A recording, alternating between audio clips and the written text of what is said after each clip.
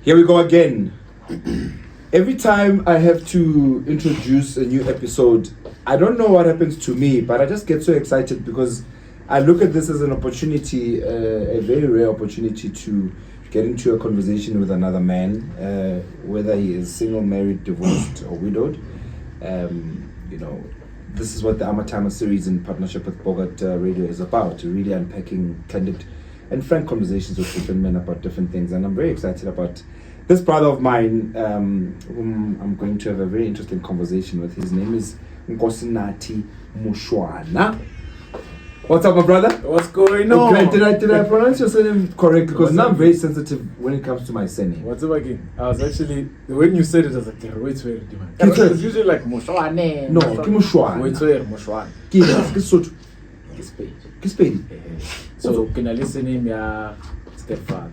Mama remarried. Right. Surname ya time Nkosinathi. Okay. Right. Mama remarried. My father passed away when I was much younger. So I know Witswer. Shout out to you. Shout out to you. Welcome, my brother. So for those who don't know you and what you do, because I'm privileged enough to know exactly what you do, please can you introduce yourself for the sake of our listeners and our viewers on our channel? Okay. The name is Nkosinathi Moshoana. I am firstborn of 6. To a strong, beautiful mother, Moshoana. I am the Chief Operating Officer at a company called Prime Stars Youth Development Initiative, 20 years young.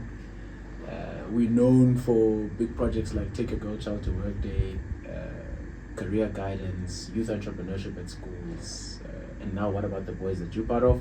Right. And I'm also a lover of football. My heart was broken, Maubane with Arsenal. You're definitely an Orlando Pirates fan. I can see you. You're an Orlando Pirates fan. Shout out to Orlando Pirates. Don't do that. Pirates. Cozy for life. But yeah, it's a pleasure to be here, TT. I must say before we start, I need to thank you, Rutman. Yeah. Wapush. We have to. You're inspiring a lot of us young guys to push. And usually when we talk about inspiration, business, work. But you've also, and I told you the other day about the work you're doing with your daughters. You're also showing us in terms of fatherhood, being present, and rewriting, a narrative for your children, the future. So I just wanted to say, for me as a young black guy, I'm watching you. Yes. There's millions of me watching you in our own different spaces, whether it's Wakasi or Rukholeza guy, and you're just showing us that it's possible.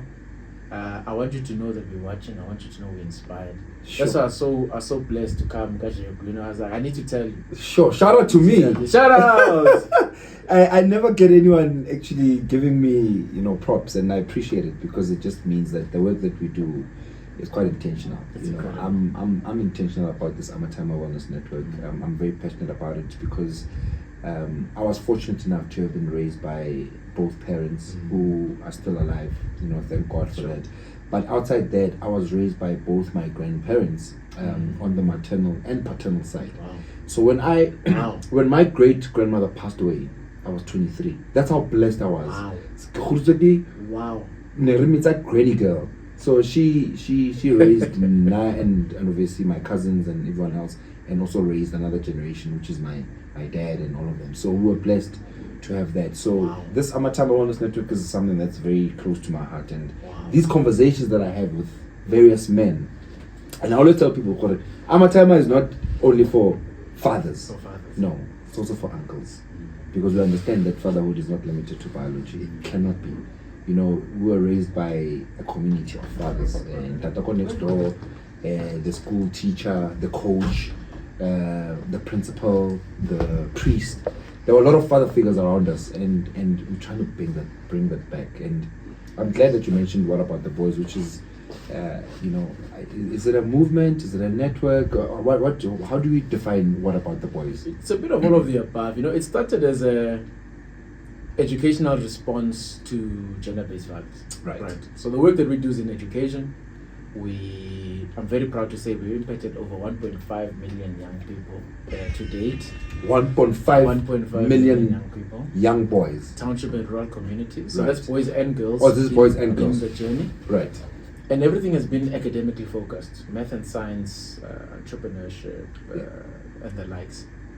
But when we got approached with gender-based violence as a challenge, it was a very complex decision to make because the topic is so difficult. Extremely and sensitive. Sensitive, and on many levels, right? Yeah. Cultural, traditional, financial, social, psychological. Yeah. And how we got to What About the Boys was two things. One is your good friend Martin Sweet. Right. Who's the current CEO, right? Who's the current CEO. Shout out to Martin. Let's give him his props. Shout out to Sweetie. His good friends call him Sweetie. Sweetie. And he, through the journey of Take Your Girl Child, kept being asked, but what about the boys? Yeah. It's doing very well for the girls, but what about the boys? Sure. And then 3 years ago, we get approached to say, we've got this challenge of GBV. We're about to launch this new strategic plan on gender-based violence. There's these 6 pillars. What can you do? Sure. So then obviously we went around, did our research. I told a lot of people are making a lot of investments into the support of survivors post the act. Right. Which is right and which is important. But we felt for Rona, as an education institution, we wouldn't be able to make much of a dent there. Yeah. Where we could make a dent is before the act. Yeah. Because if you think about the perpetrators, it's mostly us. Correct. It's mostly men. Correct. But no one is born abusive. No one. Just like as much as no one is born a racist.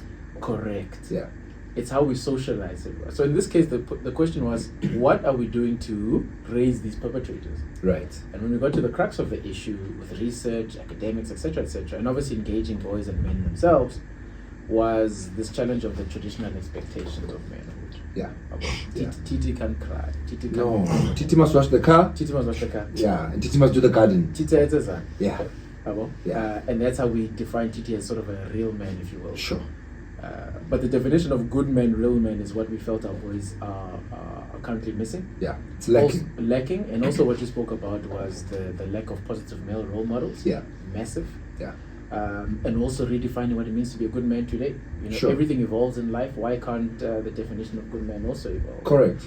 So that was the whole objective. What About the Boys is let's look at redefining masculinity. Let's look at raising a different kind of generation of good men. Right. And that's how we got to raising a nation of good men. Of good men. I love that. That's how we got to that. I use it a lot, by the way. Yeah, please do. I use it a lot because Please you do. guys have established a blueprint around what it actually means. It's self-explanatory and it's quite encouraging, just by nature. You know, raising a society of good men. Just good men. Good men. Sure. So we started as an education initiative. Right. We created the film that you've seen. Yes. Yes. And we love teaching through film. In fact, we had conversations this morning with another production house. There's potentially part 2.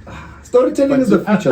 Though. Number 2 must come out. But storytelling is the future. Yeah. Because if you and I need to engage 10,000 boys on a difficult topic, you don't want to walk into a room and start pointing fingers. No. But if you play a film with a narrative that is It will hit relatable, home. it will hit home. Yeah. And how you know it's hit home is that Titi won't say, this is what I've learned. Titi will tell you about the character that most relates to him. Because that's what it's about. Relatability, right? So in that process, we're then able to then start an educational process, the mentorship, etc., etc. So it started as an educational program, and it still is an educational initiative.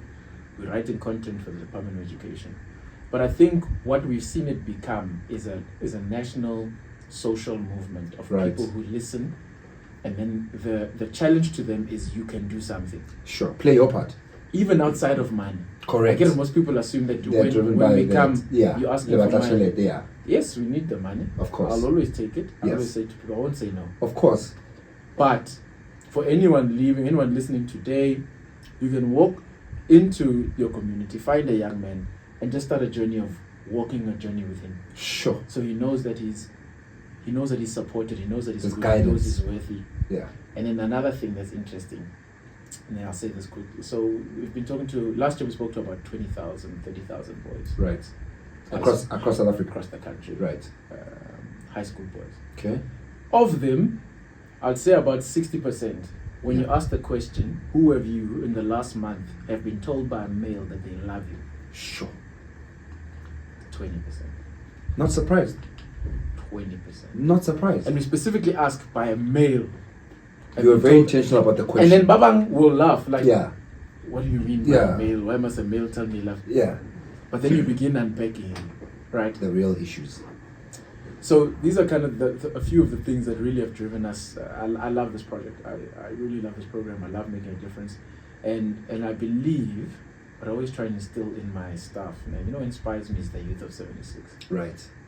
The courage, and the togetherness, and the commitment to take South Africa forward. Yeah. Right. Yeah. What I took from them was the energy and the courage and that chutzpah, as the Israelis say. Sibiti. The audacity to say we can change the country. Yeah. And that's what I'm hoping to reinstill in new generations going forward. Correct. Because when we're gone, what's going to be a lot of left people of are it? worried. Yeah. If you ask anyone today, there's no baton that's being passed on. No. There's no succession plan when it comes to these boys. No. We don't have enough role models. I mean, Ronan Nerhola, we had so many role models to look up to, but Dr. Kumalo, Mofilma Singer, and I think sporting stars were easier to associate with because obviously they were in the public eye, and soccer being the #1 sport in the country, we were exposed to a lot of these kind of guys. But if you think about today's age, who do our boys look up to? Correct. Who's out there? Who are we looking up to? So we ran an interesting thing, Gurigolo, yeah, to see who our boys actually looking up to. Right. And when we ask them, okay, who do you want to become? Yeah. Right. It's always based on money. Yeah. Cars. Right. Women. Sure. Power. So people must fear me. Sure. Right. And strength. So sure. That's the definition of a successful man in terms of who we've been talking to across the spectrum. Right. Those 5 things are the key things. Where are they taking these 5 things from? Because it starts somewhere, right? So think about it this way: if Taima Leo, Malume Titi Hayo, where do you go looking? You go looking on the streets. Yeah. You draw inspiration from Strate. You go looking for Strate. Yeah. Right. Yeah. Or because our kids now are connected. Right. You go online. Yeah, because information is out there. You go online, and what does social media tell you a real man is? Yeah. Same thing. Those things. Lots of girls, lots of money. Money, yeah. Very respected, so power. Sure. Right. That's what they then define as what it means to be a good man. Sure. The problem is, here's the way the problem comes, Titi, that I got this enlightenment the other day, and that's why I love going to different spaces, listening to different people. One of the organizations we went to engage with said to a group of men, because a lot of them were saying, no, but I make sure, I don't expose young boys to any bad behavior. Right. And one of the ladies asked, but how do you know which boys are watching you and when? Yeah. No, you can't control that. Can't control that. Absolutely. So this concept of unconscious role modeling blew my mind. Sure. Unconscious. Because you don't know who's watching. So maybe you tell us, okay, Titi, when the cameras come on, make sure. Yeah, but when the cameras are off. When the cameras are off, you're different, and you don't know that there's some boys out there watching you, right? Yeah. So a lot of men in the country today don't even realize it. That's why whenever I talk about the topic, I say to any man I bump into anywhere, sure, there's someone watching you. Always. 24/7. Just be aware that there's a young man watching you, and whatever you are modeling, they're taking from you. There's someone who looks up to you and is taking it from you. Sure. So now I'd always say to MJITA, wherever we are, whether they think it's serious or not, whether you have a kid or not, because I don't have a kid, but I raise my sisters, and my brothers, they're like my children, and all the kids who come to the projects, like Barabaka, Sure, of course. I always say to them, just make sure you are showing something positive at all times. But I guess the issue with that is then, if Titi needs to, if he realizes that there's something not positive, he needs to work on it. Absolutely. And that's where the problem and comes. Confront it, Confrontation of self. Why one? Yeah, we avoid it. Why one? No, we avoid it. You know that we avoid the truth about ourselves. We avoid the fact that, you've got anger issues, and those anger issues are driven by the fact that that's how you were raised. You are angry with how your parents raised you, and you never addressed it. You never had a topic, you never had a conversation. I mean, I asked my dad. So my dad was the first episode that we put up on this platform, and I did that deliberately. I respect your time, man. Yeah, I respect that man. I respect your time, and I respect the fact that he was honest. I asked him, why were you so hard on me, dude? Like, respectfully so. Why were you so hard on me? And his simple answer was, to be honest with you, I didn't know any better. I did not know any better. That's how I was raised, and I thought that was the blueprint. So we are privileged now because we are spoiled for choice and options, and how I raise my daughters is really out of those choices now. Now Let me I ask you choose. something. Yeah. Sorry to interrupt. No, go for on it. that point. Yeah. Okay. I always have this conversation with friends and with my partner. So we decided. So we're the first in our families to go into university. The Right. first in our families to sort of extend ourselves beyond the history. Sure. And we made a decision, individually and collectively, that we will be the beginning of generational wealth. One way or Correct. another. Yeah, we're breaking those curses. One way or another must find a way. No maganja. We made that decision. Now, I then said, if you then juxtapose that to raising a family, Yeah. what I think a lot of gents maybe don't get the chance to or don't get the enlightenment to, I don't know. I've had the privilege of watching other people raise kids. Sure. And the question I always ask is, if Titi was raised in this way, at which point did he decide he's going to change that? Sure. And what informed changing it? What informed what you choose? So if you've got a catalog of ways to raise kids, what informs your choice? And I'm going to take category B, Sure. D, and F, and that's how I'm going to raise my kids. Sure. And then you move with that, right? Right. Because I've had a bit of a challenge with that. Because you're raised how you're raised, Yeah. but life changes as you get older. Correct. So if you don't take on how you were raised, you think you're doing it wrong. Yeah. But if you don't evolve, you almost mis-equip your And you children. get stuck. You almost ill-equip, rather. That's the right Sure. word. Ill-equip your children. Correct. How did you make that decision? How did you make the distinction? How did you decide, this is the kind of father I want to be, this is the kind of family I want to raise, this is the kind of culture in the family I want to create, and this is the kind of legacy I want to leave? Because that's something you need to sit on your own and decide. Yeah. It's a decision. Right? It's a decision. And then you commit to it. Yeah. And that's been a challenge for me. I mean, a lot of gents I've spoken to also just like, I'm just trying to be there. They figure it out as they go. How did you figure it out? That's So- been tough for me personally. So I'll tell you one thing. I was very clear about the fact that I would not raise my daughters the way I was raised, especially looking at the type of challenges we have. First of all, these days, let's just start there. Do you really think so? Would hope that most parents don't do it, right? But we know things happen behind closed doors. Sure.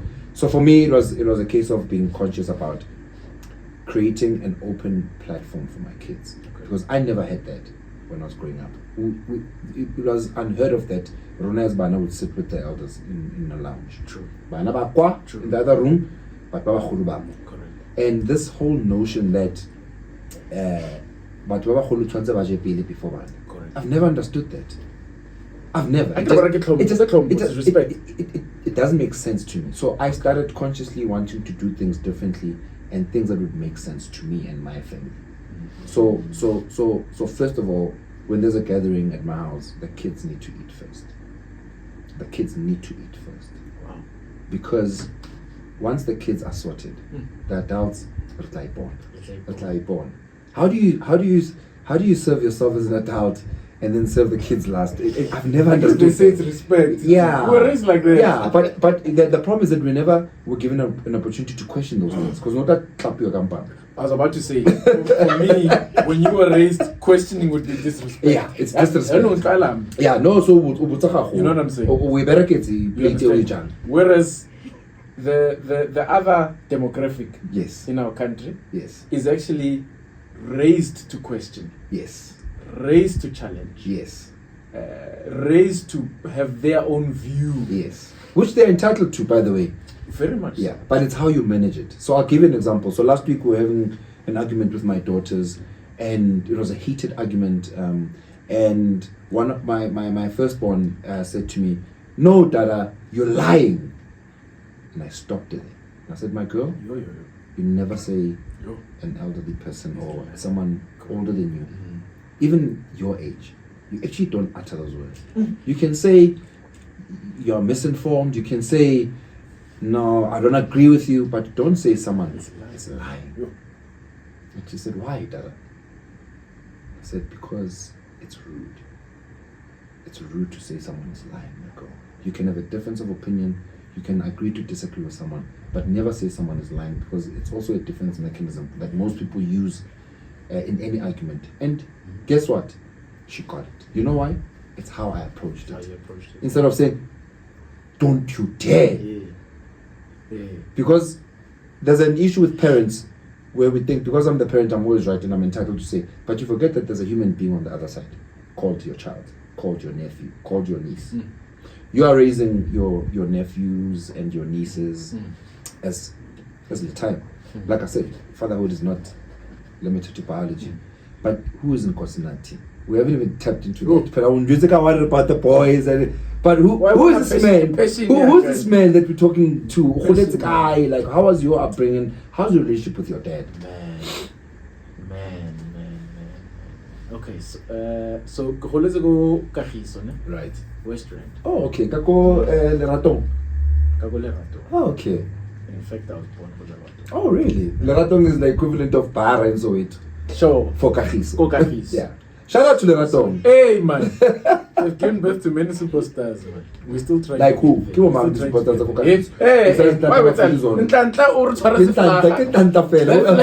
Who else is that flag is flying high for us. Who else? I don't know any other. We're gonna try. I'll try with the next. I'll try with the other one.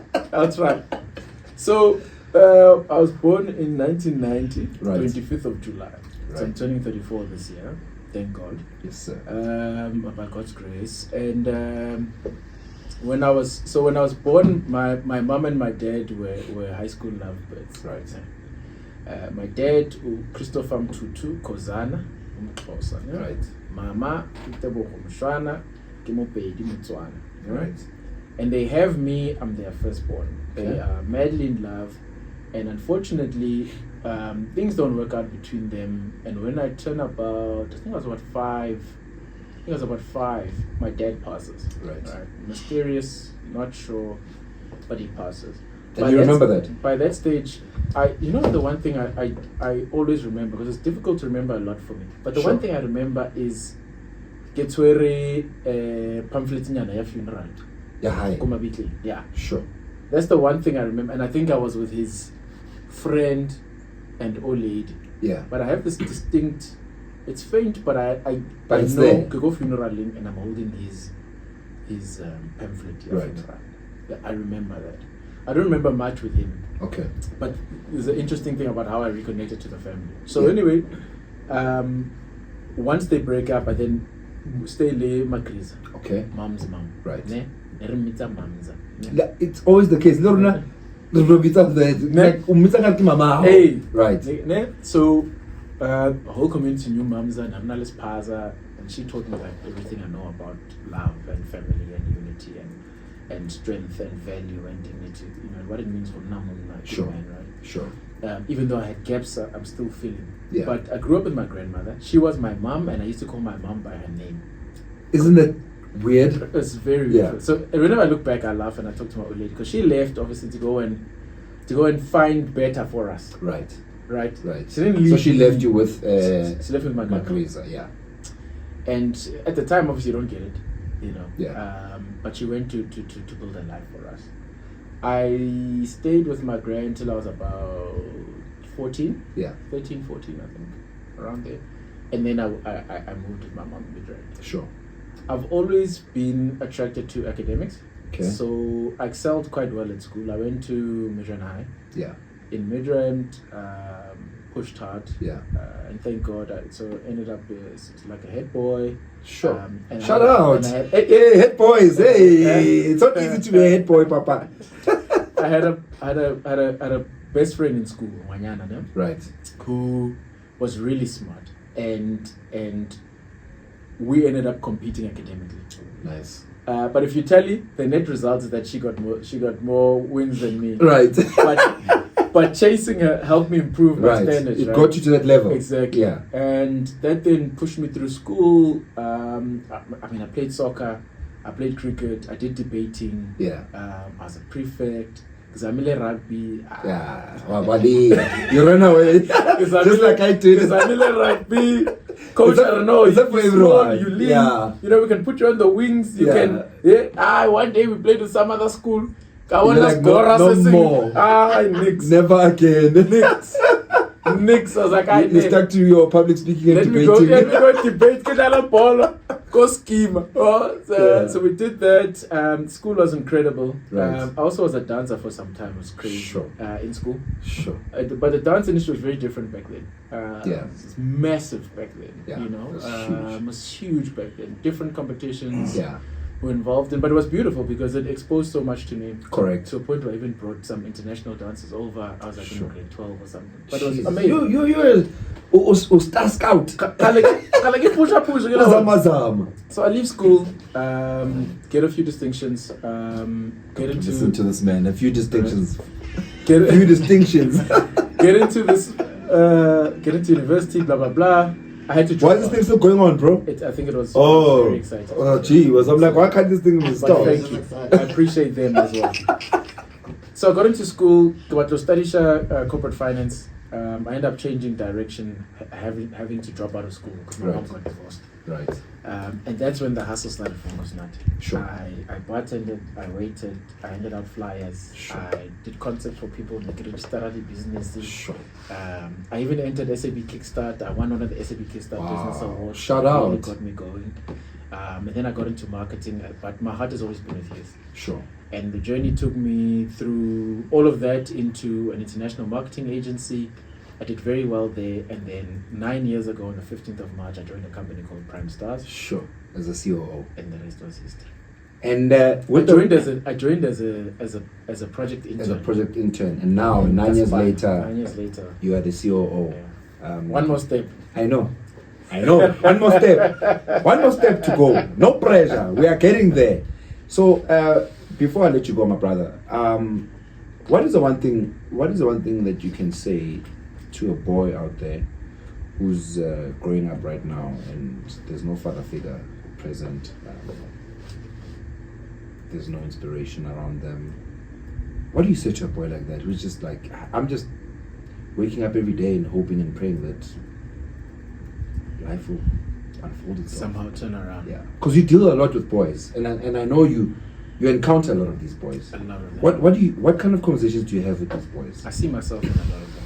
Sure. So I told a quick version of my story, but Yeah. for 6 years of my journey between leaving school and finding sort of a rhythm in work, Yeah. I went through a period of depression. Sure. Couldn't find work.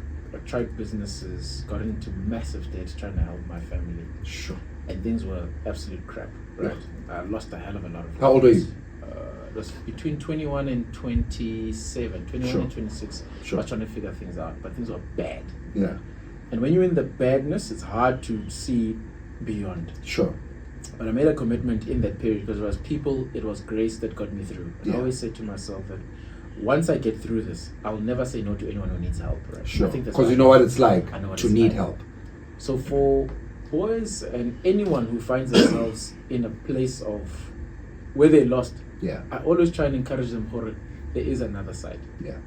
Even if you can't see it." Yeah. When I was in the pits of pits, You'd never believe this. I would this silver line. never believe that one day I'd be with Titimba Sure. recording a podcast talking about this.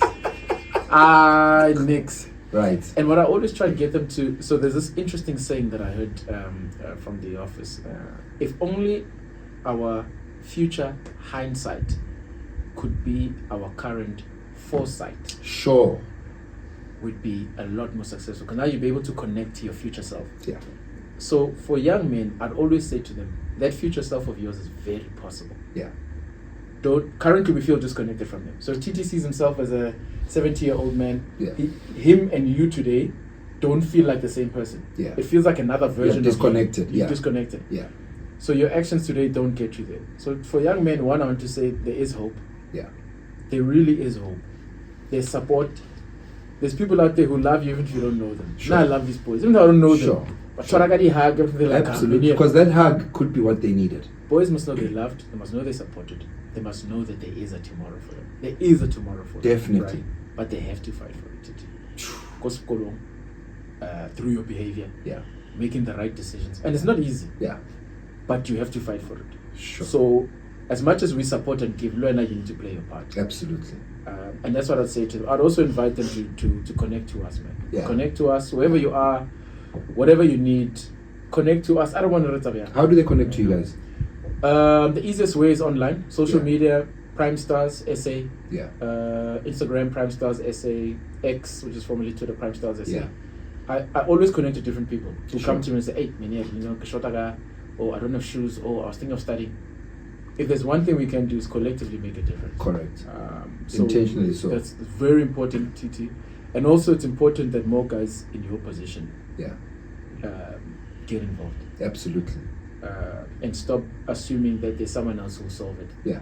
The more of us who are solving problems, the quicker we'll solve them. Absolutely. I definitely got to challenge men, successful black men, all black men in Sure. South Africa. Not well.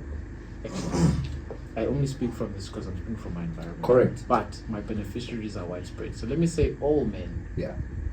I encourage all men to take part in one way, shape, or form in making a difference in the difference of one young man's life. Think about yourself at age 14, 15, 16, what you were lacking and hoping you would get. There's someone out there who's in the exact same place where you are, and they can benefit from the lessons you've navigated in your life. Sure. You know what? That's a challenge. That's a To challenge. all men. That's a challenge. My brother, thank you for coming. Do you know how quickly this time went? And Titi. there's just so much that we need to unpack. And I always say to my guests that you're definitely going to come back. Please. I think what you guys are doing as Prime Stars, more specifically as What About the Boys, is something that I subscribe to personally. I mean, I was emceeing the launch last year, and I did it. They're still asking me, who was that handsome guy?